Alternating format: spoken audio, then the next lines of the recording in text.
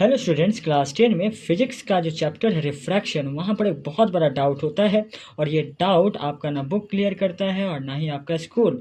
चलो इस डाउट को पहले समझते हैं। देखो, कॉन्वेक्स लेंस में एक रे डायग्राम में एक केस आता है जब ऑब्जेक्ट F1 पे होता है तो इमेज को इन्फिनिटी पे बना दी जाती है, ऐसा कहा जाता है, और इमेज रियल, इन्वर्टेड और हाईली मैग्नीफाइड होता है।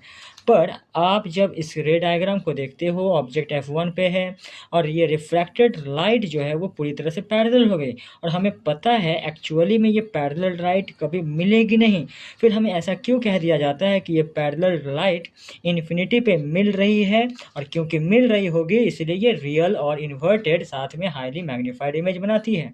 देखो, ऐसा तो रियलिटी में हमें जो पता है, प्रैक्टिकली आपको भी पता है कि ये पैरेलल लाइट नहीं मिलेगी, और जब ये पैरेलल लाइट आपस में कहीं मिलेगी ही नहीं तो इमेज बनाएगी कैसे?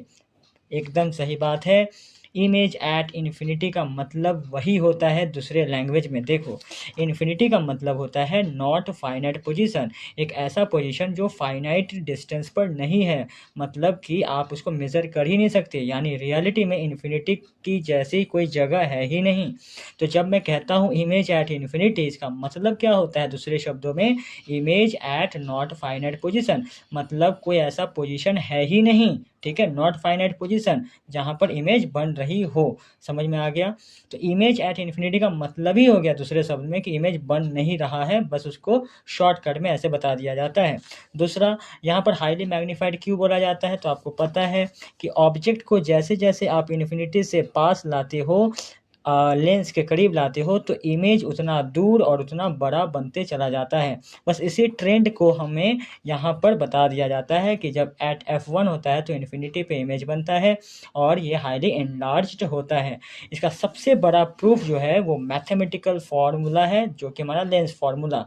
देखो, जब फोकस पे ऑब्जेक्ट होता है तो U माइनस एफ के बराबर हो गया, क्योंकि लेफ्ट साइड ऑब्जेक्ट को रखे हैं नेगेटिव साइन के साथ, और लेंस जो होता है कॉन्वेक्स का, उसका फोकल जो होता है, फोकल लेंथ, वो पॉजिटिव होता है।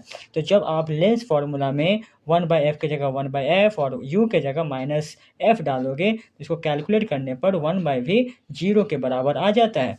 अब देखो, 1/v इक्वल टू 0, यानी भी कितना होगा कि आंसर 0 आएगा? तो देखो, मैथमेटिकली भी को बहुत बड़ा रखना होगा। कितना बड़ा? इन्फिनिटी जितना। 1/इन्फिनिटी मैथमेटिकली 0 आता है, ठीक है। अब यहाँ पर समझना कि v जो हो गया वो इन्फिनिटी, तो मैथमेटिकली भी हम प्रूफ कर सकते हैं। देखो, 1/इन्फिनिटी 0 क्यों होता है? क्योंकि जैसे जैसे डिनोमिनेटर बढ़ता जाता है वैसे वैसे जो नंबर आता है वो 0 के करीब जाता है। तो जब इन्फिनिटी जैसा बड़ा नंबर से डिवाइड करोगे तो वो 0 ही आएगा।